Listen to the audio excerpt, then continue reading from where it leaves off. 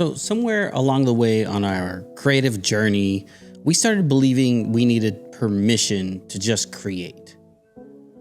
Permission to even call ourselves an artist. Permission to make something raw or even unfinished. Permission to even begin before we're ready. But as I have experienced, the longer you wait for that green light, the further your work drifts into the background in the abyss of other creatives who waited.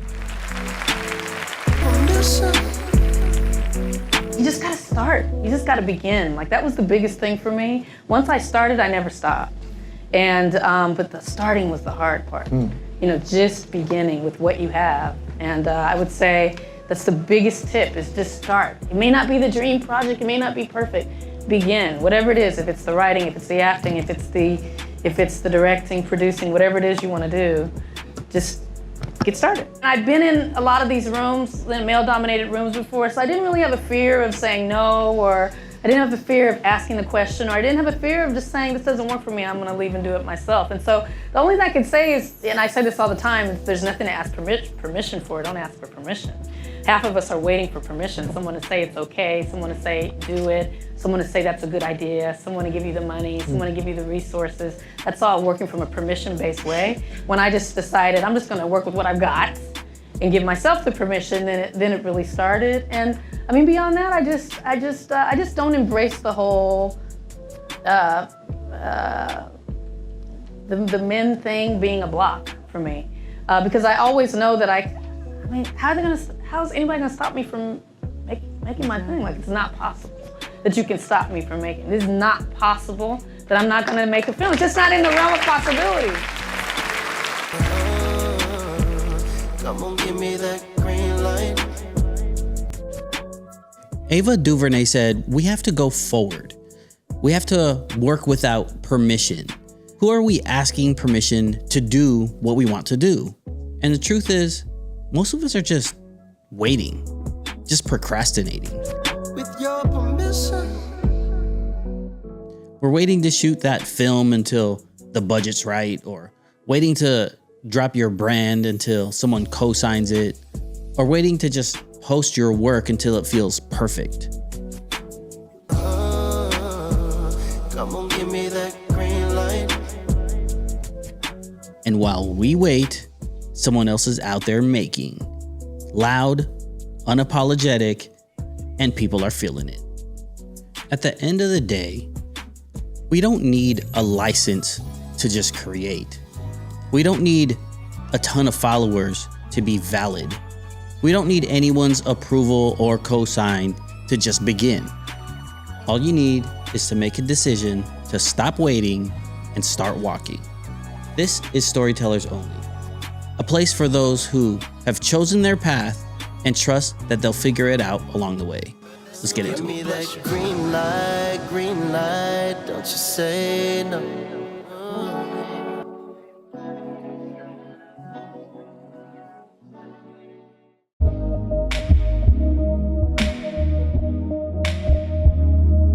Painkilling every day, shit is more than just a pill now. I get a bit proud.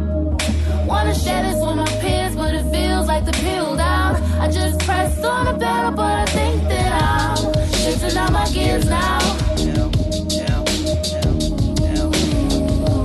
Shifting out my gears now.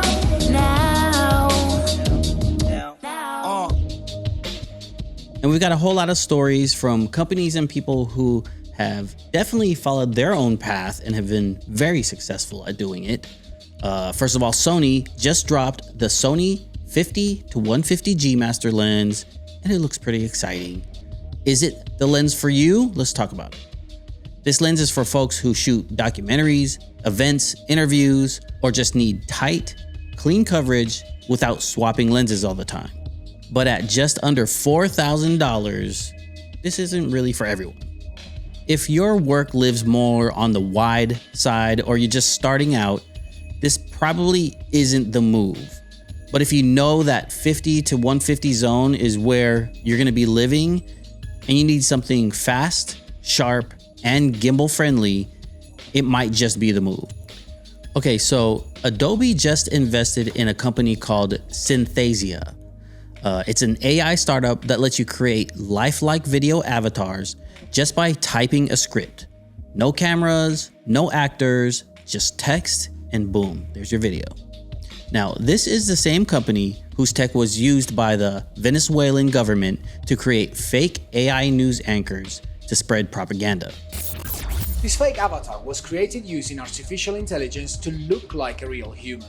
In recent months, videos like these have been shared across Venezuelan social media and even on state-run television to spread misinformation about the country. Media from different countries have described the event organized by Venezuela as a total and unexpected success. These AI-generated people have been created and spread with a specific purpose. To sell to the international community a different reality about the country of success, happiness, and stability that really doesn't exist. And now Adobe is backing them. Even while a lot of creatives are still angry and pushing back on how Adobe is going all in on AI. One thing's for sure, this whole push for AI isn't about speeding up workflow anymore. It's about redefining who gets to create and what counts as content. AI isn't just changing our tools, it's changing the entire rules. We created a synthetic representation of Messi using our deep learning algorithms. With the algorithm trained, Messi can now speak 10 languages, reaching many more fans in their native tongue. Hey Daniel, what's up? Mi amigo Ezequiel nos ha invitado a ver los cuartos de final esta noche. يا ريت أعرف أجي. لو ما قدرتش عيشوا انتوا بقى مع الماتش. 别忘了带零食。再见。 And I'll tell you one thing, the reason why I keep covering this is because if we are not part of the conversation, we risk being replaced by it, and that's real. Okay, this next story excited me because I love vintage baseball, okay? Ken Griffey Jr., Hall of Famer and one of the greatest to ever do it, just shot the 2025 Masters as a photographer. Ken Griffey Jr. has been into photography since 2015, and now he's out here working for Getty and Masters.com, capturing major sports moments. Oh, the kid, Ken Griffey Jr. One of his photos of Rory dropping on his knees after winning the Masters blew up online. It's an amazing shot. And to me, it's amazing that the same guy that used to be photographed for baseball cards is now behind the lens telling stories through photos.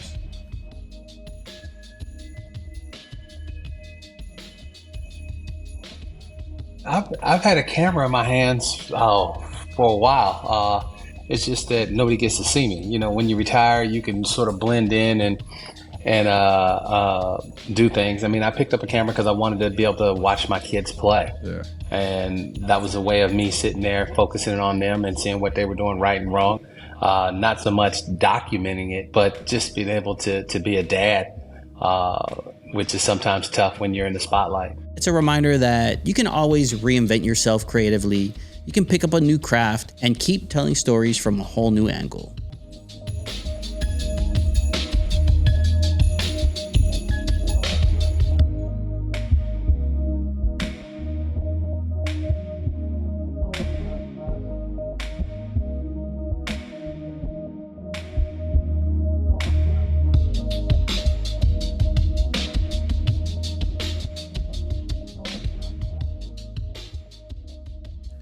All right, we are back in business.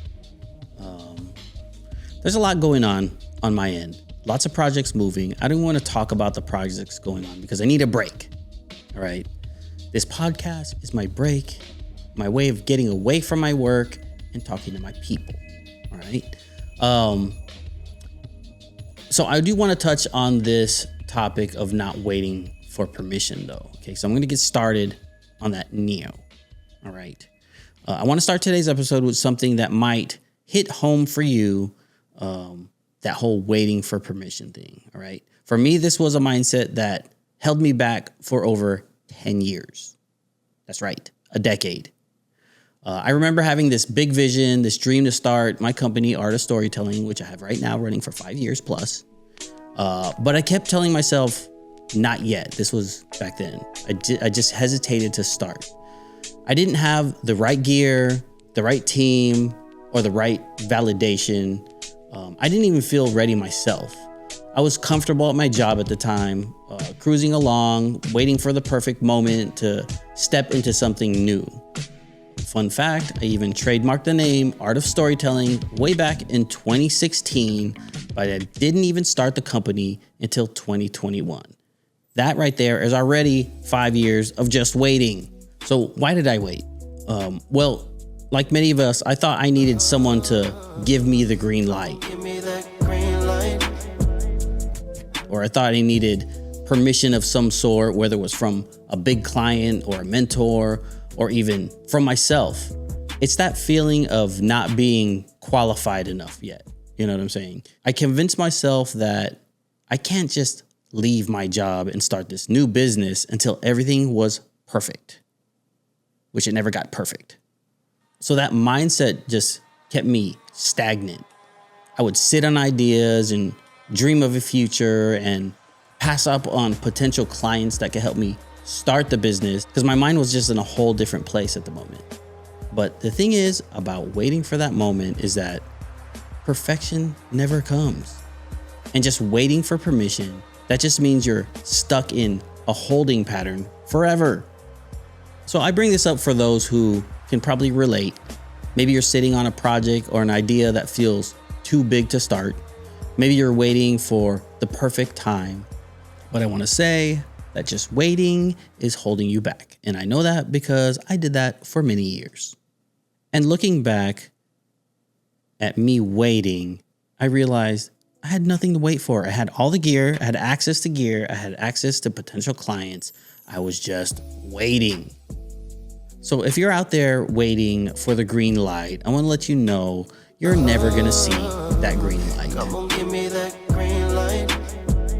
You need to just get out there and do. Okay, we're going to get a little bit deeper into my story and what happened with my evolution into this new way of thinking to start Art of Storytelling soon.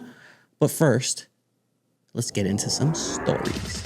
Oh wait, reminder, t-shirts are for sale right now at storytellersonly.com. Okay, now let's get into some stories.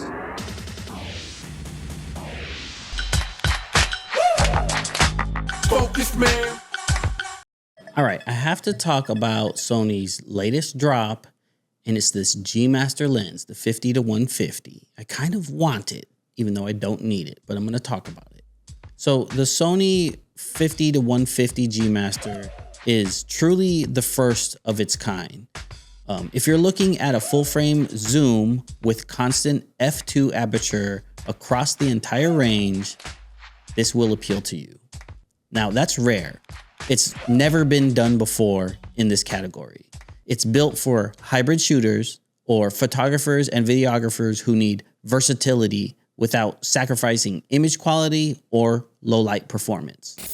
The 50-150 is Sony's push into more unconventional lens designs, a follow-up to their 28-70 f2 lens that we just saw come out, and on paper, it looks incredible. We've got that constant f2 aperture, a pro-level build, and top-tier image quality. The Sony is both heavier and longer than the Tamron at 1340 grams and 200 millimeters long, but it kind of surprised me because it's really well balanced, so there's something about it where it looks like it should be heavier than it is once you get it into your hands, and somehow that makes it actually really nice to use. The size and weight of the Sony only really became noticeable for me when I was trying to fit it inside my backpack or when I was trying to mount it onto a strap or onto my shoulder straps on my backpack. Not necessarily a deal breaker between the two, but something to consider if you're traveling or hiking with these lenses. The Sony uses all internal zooming, so it doesn't extend at all when it zooms, so it also doesn't need a lock for the zoom ring,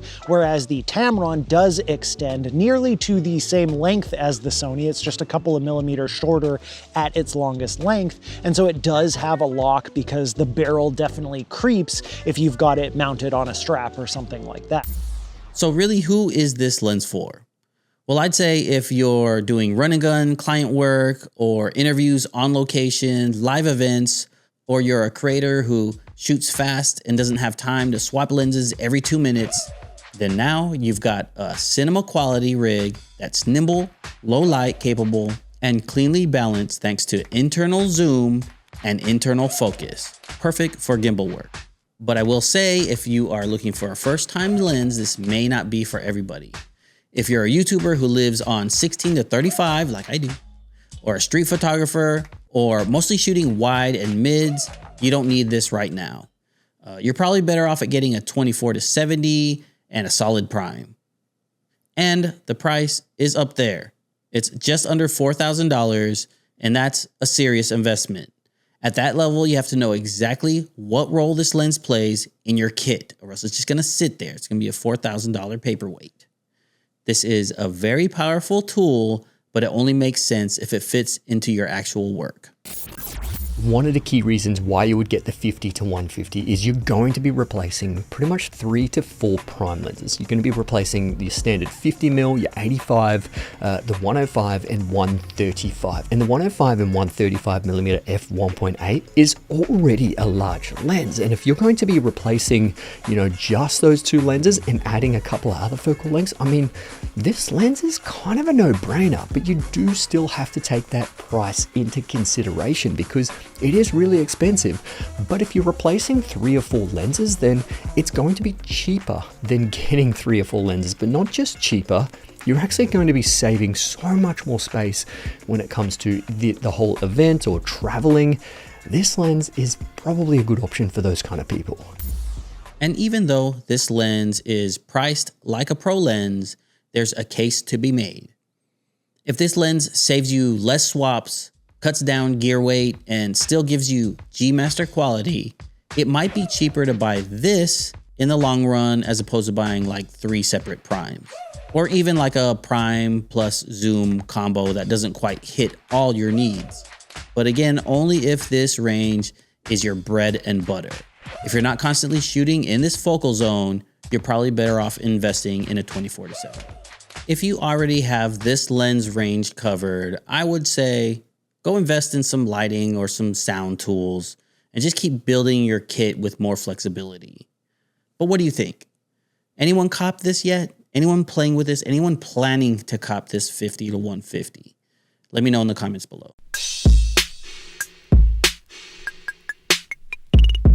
All right, another AI story, but I have to talk about it.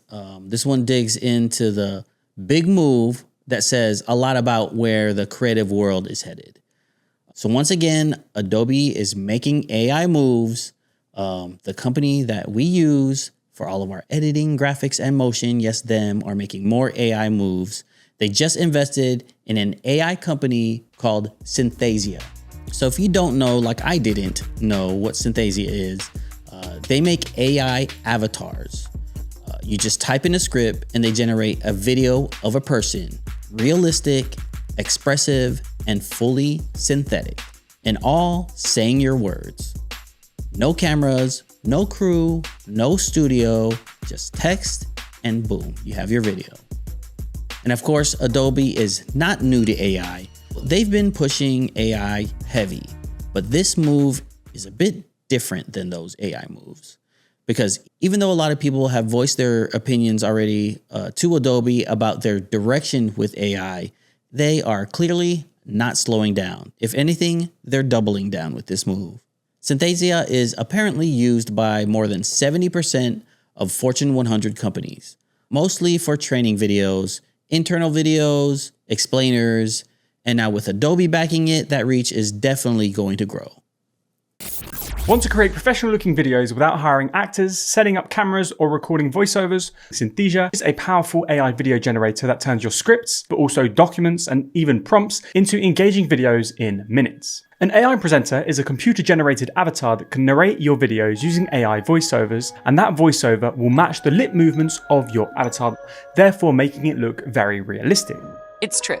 I myself am an AI avatar. What do you think? With Synthesia, you can choose from over 230 AI avatars or even create your own custom avatar that looks just like you. You can now make videos with AI in just a few seconds without the hassle of having to record. With over 191 million Instagram followers, Leo Messi is one of the most loved football players in the world. Fans all around the world adore him. Now, using Synthesia's technology, Messi can send them a personal message in 10 languages. With only 5 minutes of footage of the football star, we created a synthetic representation of Messi using our deep learning algorithms. With the algorithm trained, Messi can now speak 10 languages, reaching many more fans in their native tongue. Hey Daniel, what's up? Mi amigo Ezequiel nos ha invitado a ver los cuartos de final esta noche. يا ريت أعرف أجي. لو ما قدرتش عيشوا انتوا بقى مع الماتش. 别忘了带零食。再见。 But here's some news that you must hear. In 2023, Synthesia's tech was used by the Venezuelan government to make fake AI news anchors and spread propaganda. And that's not the only example. The point is, this tech has already been used to mislead. Now, Synthesia says they have cracked down since, no political content, tighter screening, but once this type of tool is open to the public, controlling how it's used is a whole different battle. We wanted to find out if Venezuela is really as destroyed as the media have claimed for years. This isn't actually a real person. Take a closer look. This fake avatar was created using artificial intelligence to look like a real human. In recent months, videos like these have been shared across Venezuelan social media and even on state-run television to spread misinformation about the country. Media from different countries have described the event organized by Venezuela as a total and unexpected success. This year, Venezuelans have been taken to the street to demand better living conditions. The country's minimum wage is less than $10 a month, and last year inflation was over 200%. But these artificial news clips have been trying to make the country look more prosperous. Marin Vasquez, the executive director at Provox, a Venezuelan-based organization that monitors for online misinformation, says that these AI-generated people have been created and spread with a specific purpose. To sell to the international community a different reality about the country of success, happiness, and stability that really doesn't exist. And all of this is coming at a moment where creatives are asking, where does human storytelling fit in this new pipeline? Because let's be real, this tech is impressive. It's fast, it's affordable, and it's only going to get better. But there's a big difference between making the process easier and replacing the process altogether. We're talking about tools that don't just assist creators, they can now stand in for them. Now, I know I talk down on AI, and I'm not against progress. If AI helps you save time, spark ideas, or unlock access you didn't have, that's cool. I'm cool with that. But when major players like Adobe pour millions into avatars and automation, while the creative community is still here fighting for credit, rates, and ownership, that sends a different message. And that message to me is that speed and scale to them matters more than the actual craft. And then the question becomes, what kind of creative future are we building? And who is it for? Because AI isn't just reshaping our tools, it's reshaping the value system around creativity itself. And this story isn't about just one investment. It's about how companies behind the tools we rely on are rethinking what content even is. And now it's on us to think critically, to stay informed, stay vocal, and to make sure creativity doesn't get flattened in the rush of automating everything. Let me know your thoughts though. Leave a comment below. Are we fighting against these AI overlords? I am. I'm going down swinging.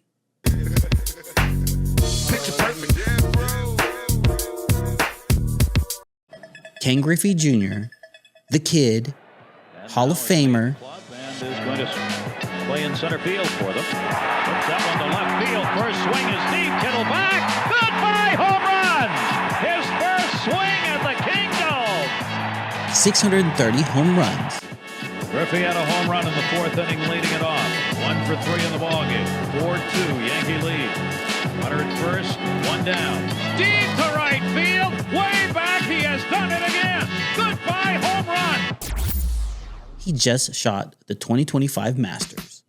Not as a celebrity guest, not as a fan, but as a credentialed photographer. And the photos, nothing but bangers. But let's talk about how Ken Griffey Jr. went from killing it on the baseball field to killing it behind the lens. First, a little bit of context. So Ken Griffey's been into photography for a while now. Since around 2015, he said it started as a way to stay present at his kids' baseball games. Ken Griffey Jr. is known for his impressive baseball career, but he's making a comeback as a credentialed photographer for Masters.com. This week, Griffey Jr. appeared on Mornings at the Masters. He said he picked up photography several years ago because he wanted to be able to watch his kids play sports. He says no one bothers the photographer. And now fast forward to 2025, and he's not just shooting family portraits, he's covering major events. Oh, the kid, Ken Griffey Jr., baseball legend. He's taken up sports photography in his retirement, and he's here tonight at Drive-Pink Stadium. MLB events, NFL games, and now the Masters.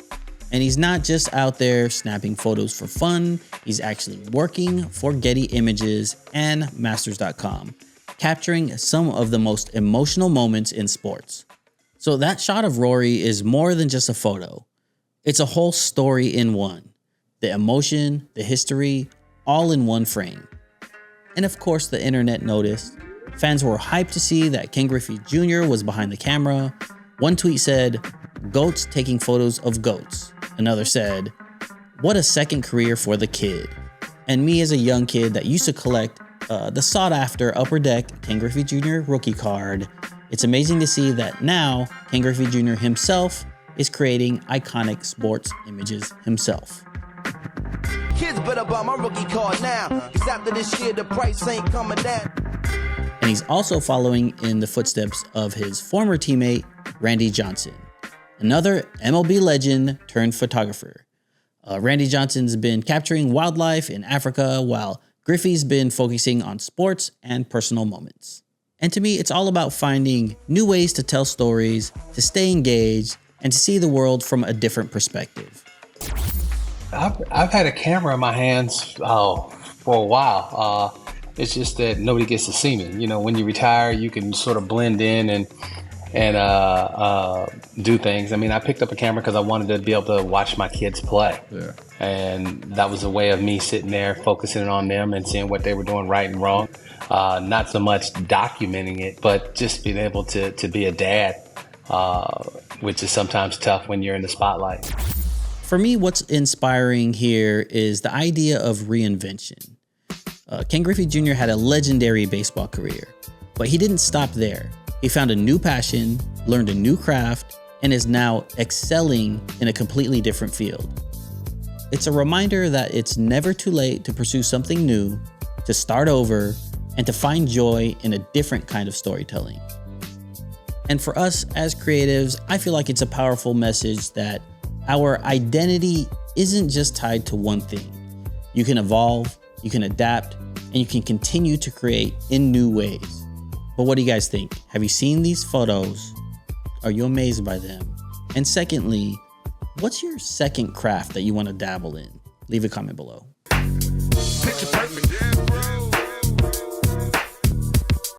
All right, so those were some great stories today, wouldn't you say? It's almost time to wrap up the show, but I want to bring it back to this theme of waiting for permission. Are you someone waiting for permission? Because I was.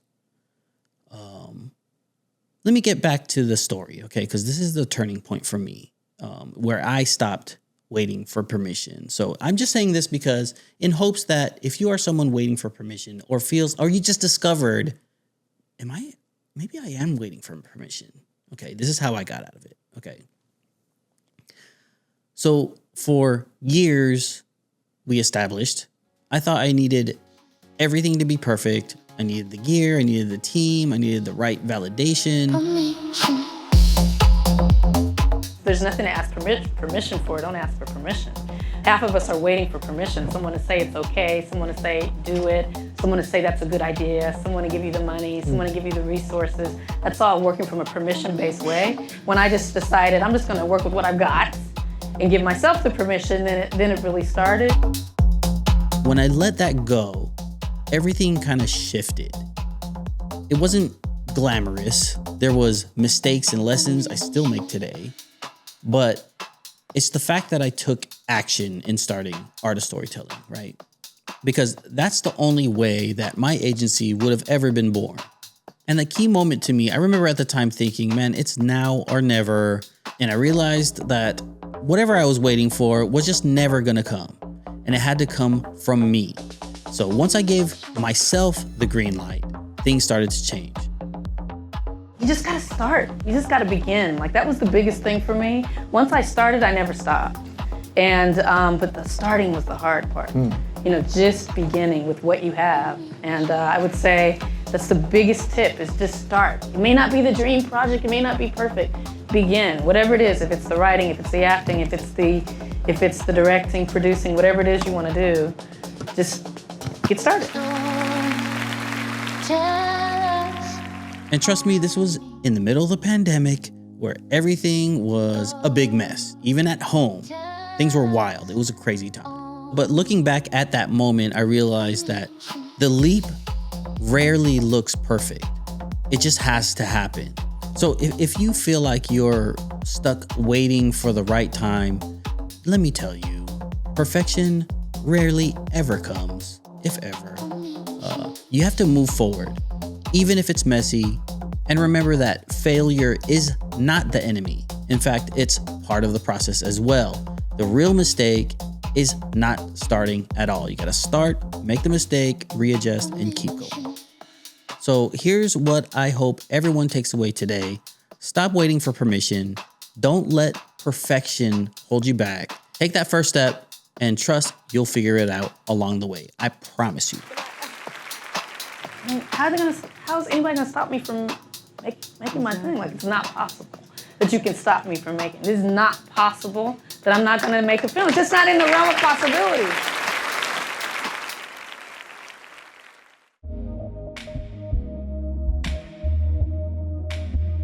That's it for today. If you enjoyed this story, I need you to do many things, or just do one or two of things, okay? Like, subscribe, comment. I'm gonna call for more comments. It's been a while since people have commented on the podcast page. We've been stuck at 20 comments. Please do that. Till next time, y'all. I'll talk to you soon.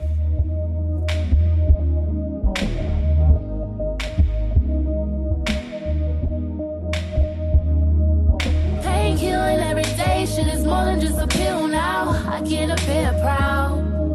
Wanna share this with my peers, but it feels like the pill down. I just pressed on the pedal, but I think that I'm shifting out my gears now. Shifting out my gears now. Storytelling has the ability to inform. I say we teach about 150 students a day. And inspire. You have the imagination, passion, and talent. All those life challenges, that's why I'm here today. When you relate on a personal level, you not only reach minds, but hearts. Yeah, sometimes it get raw and it get real. I'm not down to hide no more. It resonates. I knew that there was something about this experience that was transformative. The message becomes relatable when it comes directly from the community it serves. It really just ignites everybody around them. It's a part of us. It's our heart. At Art of Storytelling, we put authenticity first. We put the people first. It would be a shame for those stories to be lost. Thank you for doing this. Sorry. We can't wait to tell your story.